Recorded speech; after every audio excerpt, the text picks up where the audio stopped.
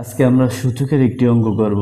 তো দেখো 4 to the power x plus 4 to the power x plus 4 to the power x plus 4 to the power x এর মান কত সেটা আমাদের কাছে জানতে চাওয়া হয়েছে।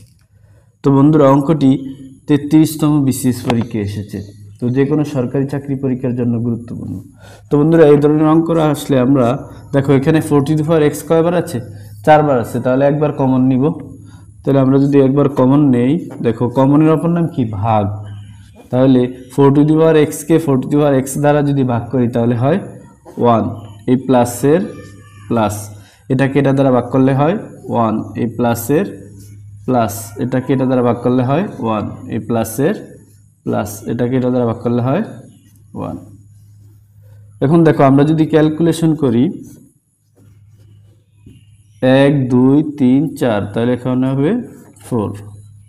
তো বন্ধুরা আমরা এখন এই দুইটাকে ভেঙে বেস বেস সেম করব। তাহলে দেখো 2 স্কয়ার, 2 দুগুণে 4, আর উপরে x, আর এটাকেও আমরা ভেঙে রাখতে পারি 2 স্কয়ার। এখন দেখো পাওয়ারের উপর পাওয়ার থাকলে গুণ হয়, তাহলে দেখো এই 2 এর 2 আর 2 আর x গুণ করলে হয় কি 2x, আর এখানে যা আছে তাই।